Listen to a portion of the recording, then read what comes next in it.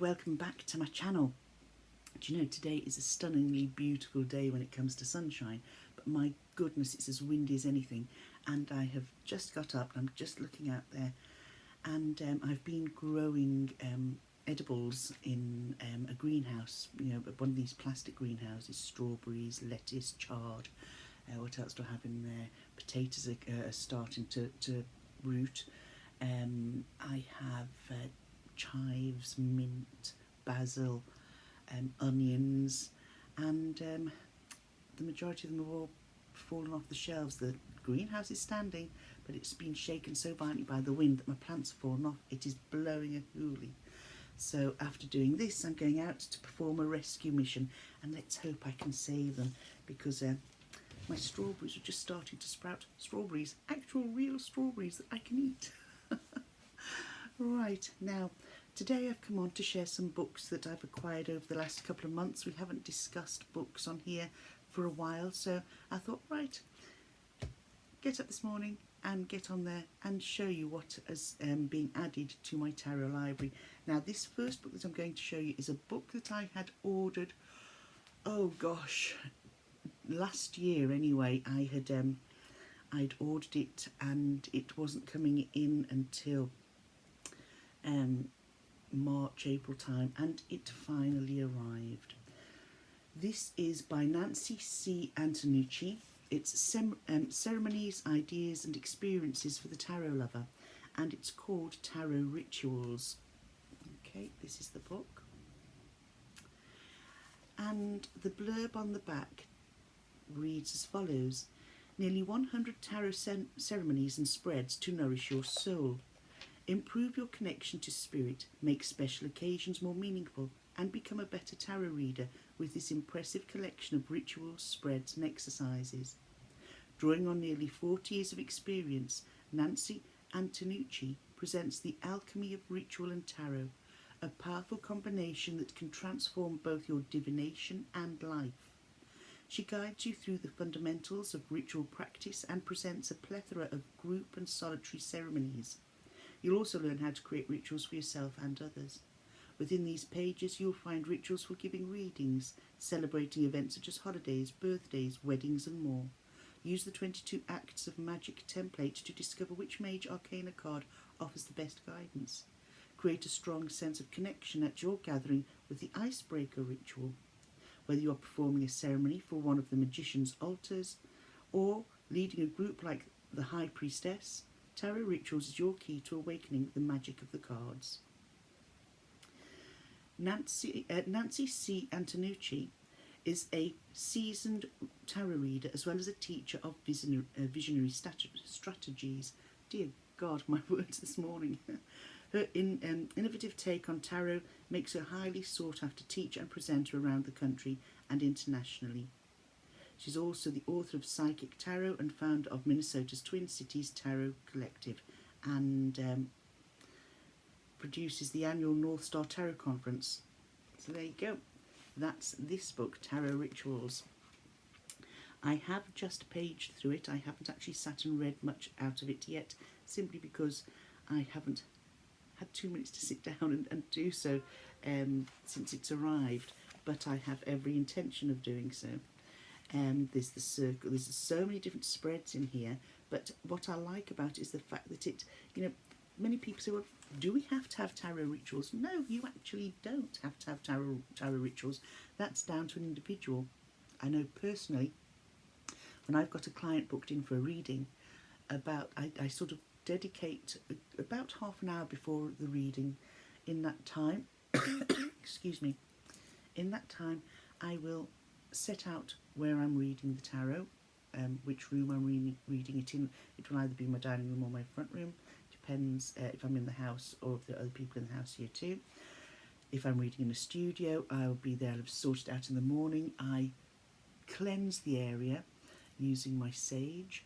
I have a room spritz as well that I made with moon water, some lemongrass and mei chang in oil, little drops of oil in it, and some ground Himalayan salt.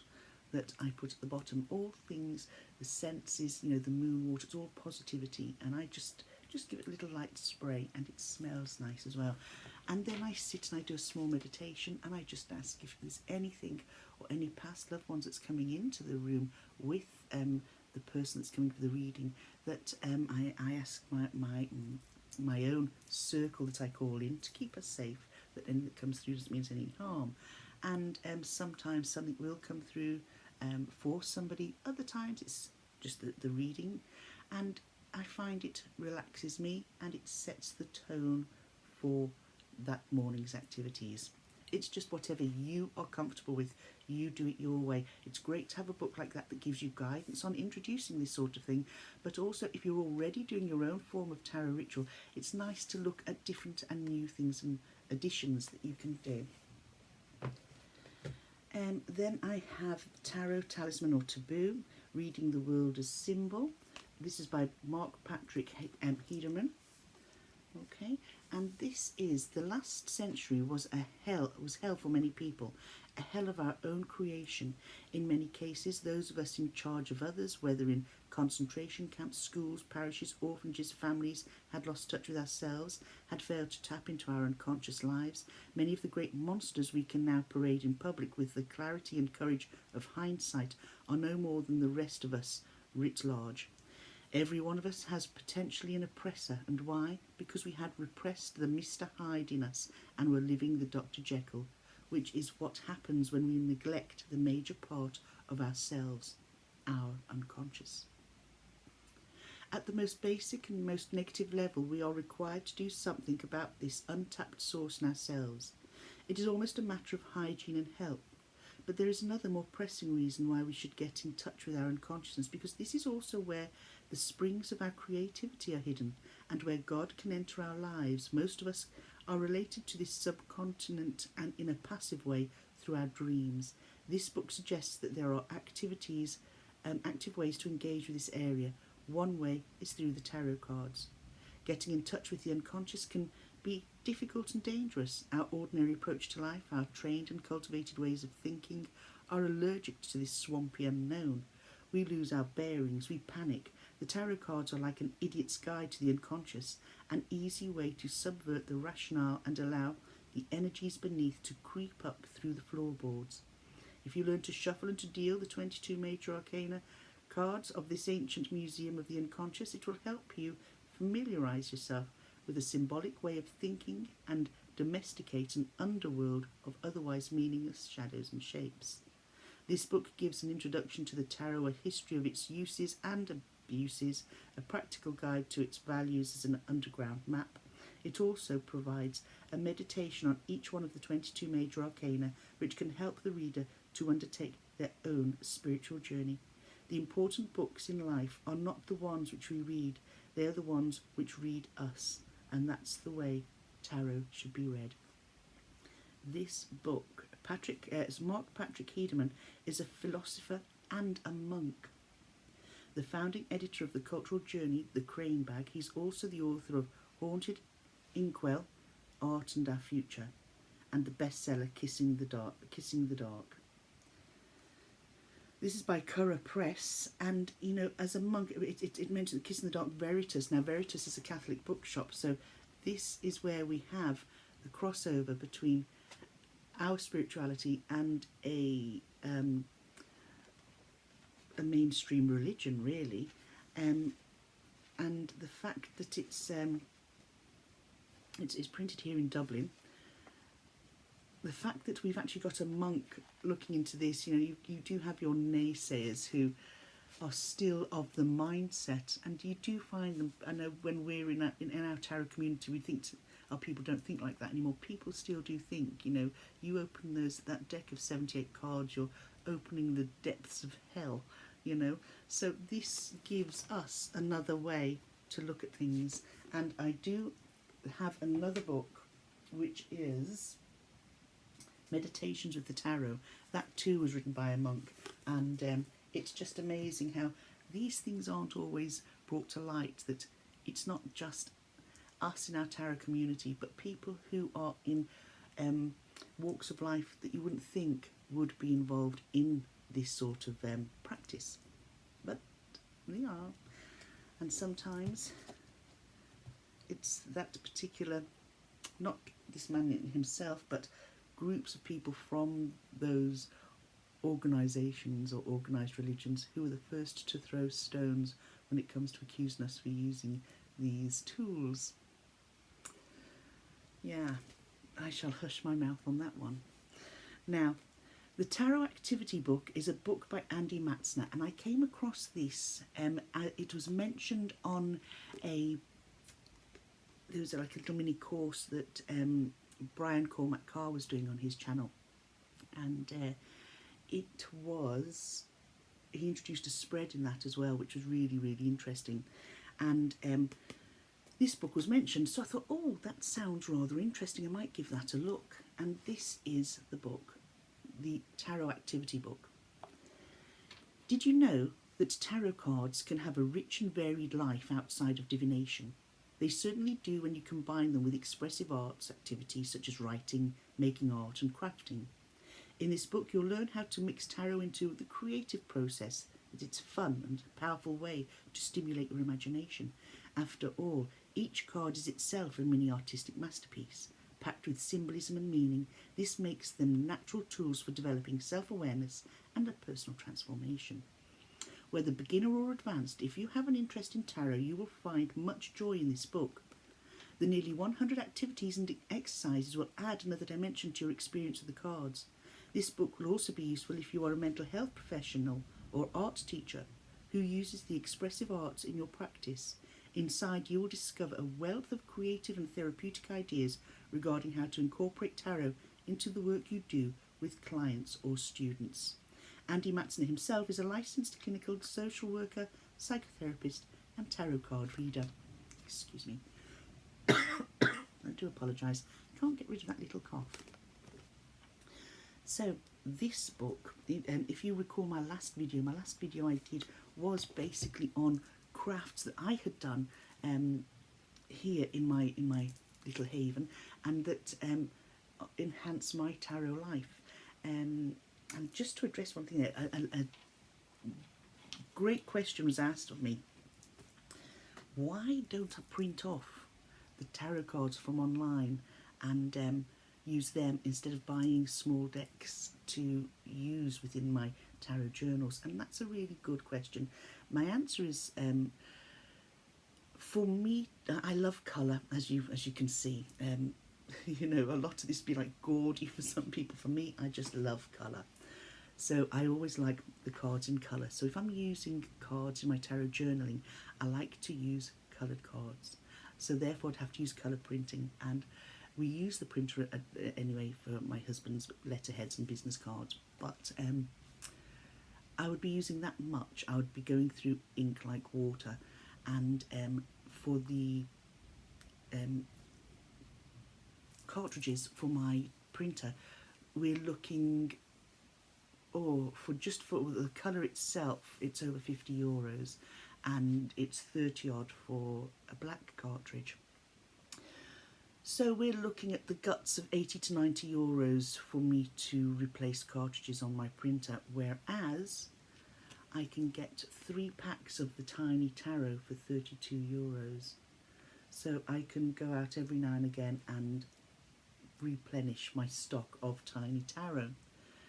Now, the question was asked, okay, so you use the tarot cards, but you're not going to be using, you might need cards that have been used in previous spreads again, or what do you do with the cards that aren't there, sort of hangers on? Well, again, creative activities. This here is a bookmark. It's one of those, you know, travel tags that I've decorated with bits of ephemera, and we have a fortune-telling, old-fashioned fortune-telling poster, one of the mini tarot cards, and we have lots of other sort of ephemera in the background. There's a lady here with an umbrella, a clock, some music notes, some gold paint. So it's just, this is going to have a charm attached to it, so to give it a little bit of weight, and that will sit in my book as follows. So I just do little things like that with them, you know, and add any extra cards into my little collection of ephemera. So that's what I do. But yeah, that was a great question. I thought, wow, yeah, it's not something that, you know, you think, why doesn't she print them off? So there you go, that's why. So those are 3 books so far. Next one is What's in the Cards for You. Now, this is by Mark McElroy, and it is aimed at the tarot beginner. I picked this up, it was €1 or £1, sorry, second hand, and albeit it's aimed at beginner readers in order to help them know the cards, memorise the cards. It's got little activities as you go through that gets you thinking about cards quite differently. As you can see, I've already started filling it all in here. And it makes you think, well, do you know, for instance, say that was a tarot card. We've got the yellow 3 from the Bright Idea deck, okay, this one here, okay. So then you're looking at that card and you've got questions such as, if you asked a friend, how do you feel, and your friend passed you this card, what message would your friend most likely be hoping to communicate? So it's making you look at the expression on the person's face, look at the tasks that are around this person in the card, what symbols can you see within the card, and it's all very thought-provoking, and it just gets you to look that little bit deeper. So when I see books that are sort of aimed at beginners, I have a look and I think, actually, that would be good to have on a shelf just to dip into and do an activity from time to time when you begin to feel a little bit staid in your tarot practice, or how you view each of the tarot cards. So let's see what it says on the back of this one. Take the Tarot Challenge. Never read tarot cards before, not convinced that you'll really get answers and advice from a stack of 78 little pieces of paper? Then take the Tarot Challenge and discover how tarot works for you. There's a lot more to tarot than fortune telling. What is in the cards for you is a sampler of tarot applications with exercises covering divination, meditation, memorization, problem solving and more. Best of all, a simple review at the end of the course helps you pinpoint the applications that intrigued you the most. As you complete the exercise in this book, you'll literally begin to read the cards in just 15 minutes a day. You'll become familiar with what the cards mean to you without any memorization at all. With its hands-on approach and light-hearted style, you'll learn by doing while having fun discovering how tarot can help you in almost any situation. Generate dozens of creative ideas in minutes for writing, painting or any artistic endeavour. Receive clues to help you locate missing objects. Focus your mind for better meditation and stronger visualization. Better understand the symbols and the messages in your dreams and predict the outcomes of events in your life. The 30 fast, fun experiments are designed to show you the range of tarot's applications and allow you to explore for yourself how tarot really works. All you need is this book, a tarot deck and an open mind. See for yourself how 15 minutes a day for 30 days can, oops, there's a sticker there, can help you, or can lead you to a world of infinite possibilities. There we go. There's a sticker on there, I couldn't quite read the words underneath it. So that's that book, and it's one that I do keep this in easy reach, because if I find myself with a few minutes spare, and do you ever get those days you think, oh, what can I do, what do I want to do? And I just pull out the book and have another little look and see what's in the cards for me. Now, I have 3 chunky monkeys here to share with you. The first one is by Katz and Tali Goodwin, and it's the true story of the world's most popular tarot, The Secrets of the Waite-Smith Tarot, with previous unseen photography and texts from Waite and Smith. This is the book. Okay, and astonishing revelations of Pixie Smith's contribution to the tarot, masterful and not to be missed. And that was a review by Mary K. Greer, who is the author of the complete book of tarot reversals and many other works. Discover newly revealed secrets, hidden for a century, about the fascinating origins of the most widely used tarot system in the world, with never-before-seen material from Arthur Waite's own secret order, an exploration of the world that inspired Pamela Coleman Smith, and a practical guide to interpreting the cards. Secrets of the Waite-Smith Tarot will breathe new life into your readings.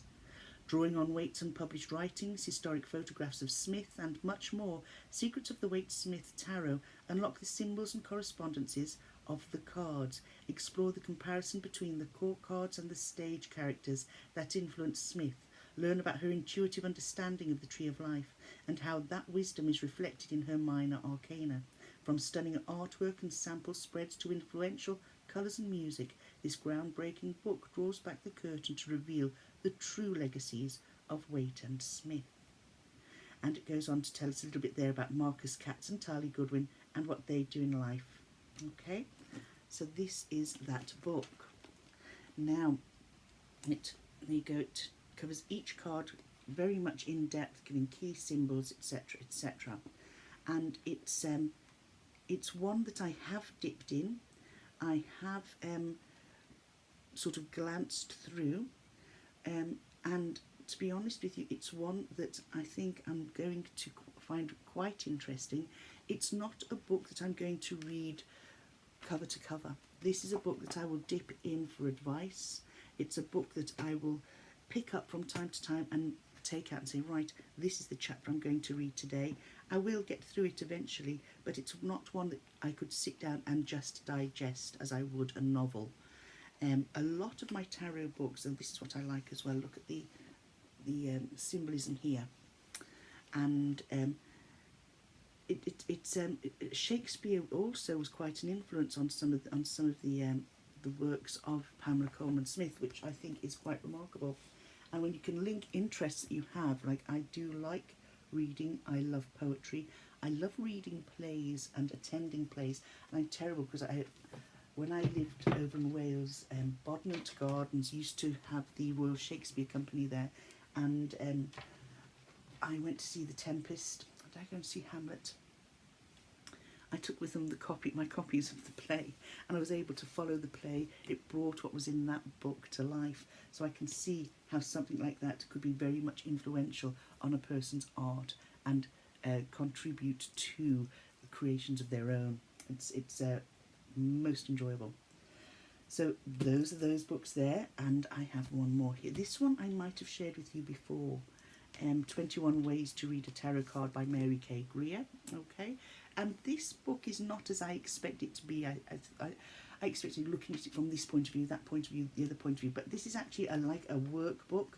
I would find this useful, again, for beginners, but also once again to refresh your own tarot reading. And if you've been reading tarot for years, many people have gone on and have morphed and bring in symbolism, bring in colour, bring in numerology, bring in astrology, bring in the planets, you name it, they bring it in, the Tree of Life and Kabbalah, etc., etc. There are some readers, and I have had experience where I have gone for a paid reading myself, where somebody has literally just taken the generic meaning of a card and regurgitated it. One such reading cost me a lot of money, and I was quite cross when I left. At that time didn't have the gumption about me to say, do you know something, this is probably the shittest reading I've ever had. And it's an awful thing to say about somebody's reading, but when you get to the point that you're just going to regurgitate the little white book, you, a friend, if you'd gone for a group reading, you'd probably all be getting exactly the same readings, if you drew 2 or 3 of the same cards. And it's like, well, okay, we're getting all the same reading here, and it doesn't mean much, and it's a big letdown.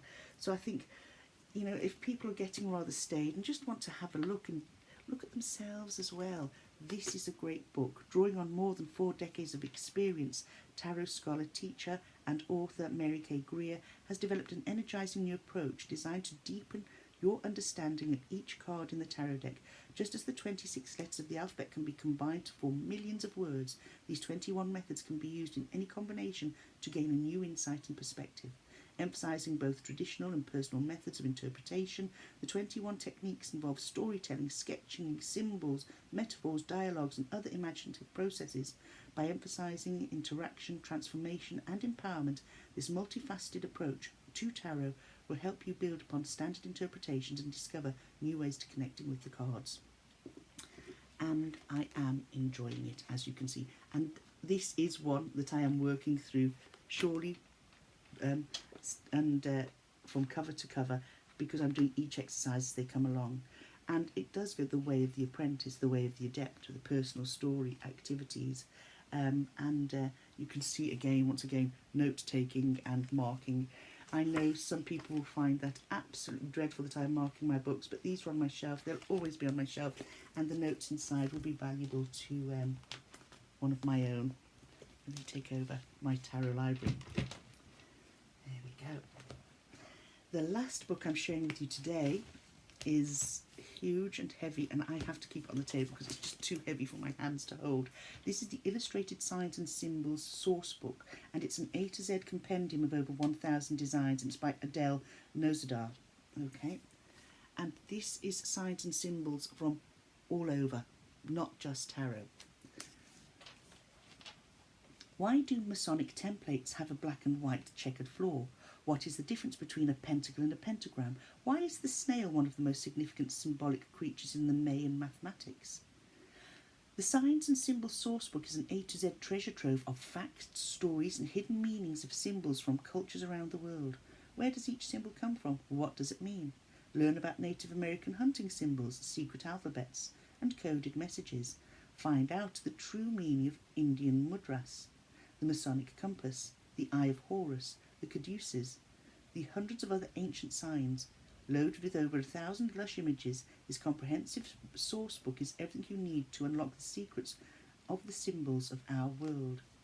Adele Nozedar is an author and forager who lives in the mountains of Wales. Now I know why I'm drawn to this book. Is interested in a wide range of subjects largely to do with the natural world. After all, what else is there? Symbolism, she says, encapsulates absolutely everything. Her other books include The Secret Language of Birds, The Hedgerow Handbook, and The Garden Forager. I think those are books that I'll be adding to my library to go with my foraging and my hedgerow berry picking, you know. Looking here, it's coloured images, and then it gives us quite a lot of information about the images on the page. There's a section here dedicated to tarot, okay, the chapter is tarot, so that gives us a little bit more deeper look at the cards and the symbolism within the cards.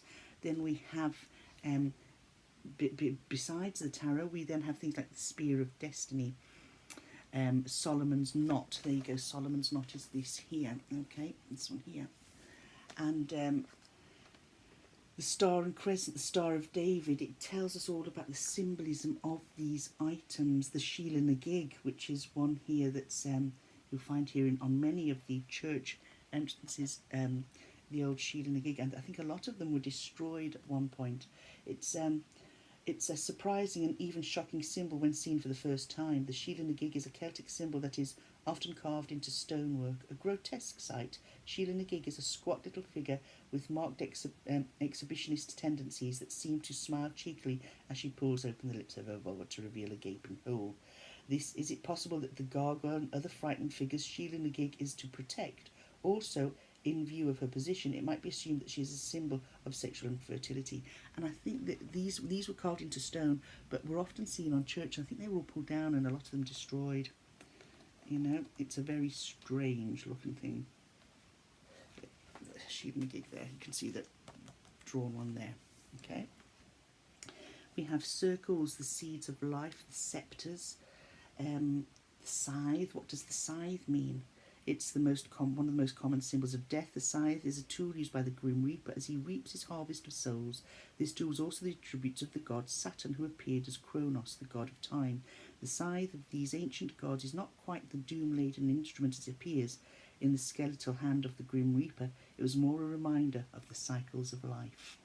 So this is something that if you come across a symbol on one of your tarot cards and you're not quite sure, well, what does that mean? This is the sort of book which would be great for referencing the source of that symbol and giving you a meaning, thus adding further depth to tarot.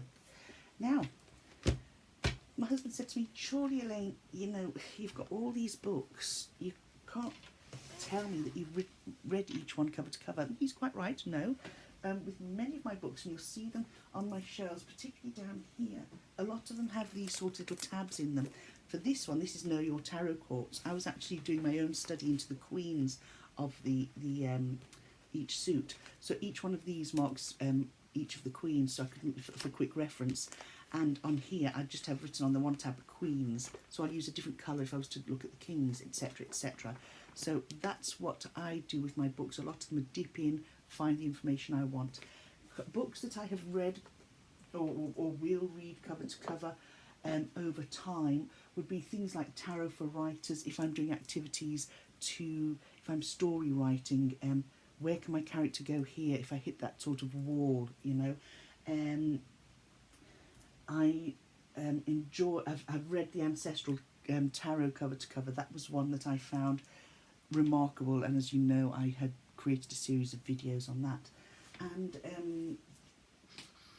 let me see, there's not many that actually just sit down and regurgitate, or, you know, turn around and say, yeah, I'm going to read that one from A right through to Z, because it would be hard to keep that information in. If you've noticed, and this, I didn't know this when ordering these books, there are a number of books in here that refer to using tarot in a craft way, working with it to become more familiar with the card, with the decks, and in some constructive ways that brings you peace. If you enjoy creating and enjoy tarot, I would definitely recommend looking at some of these books and saying, you know, it's bringing new ways to address crafting, it's bringing new ways to look at tarot itself. So those are the books that I have for this video.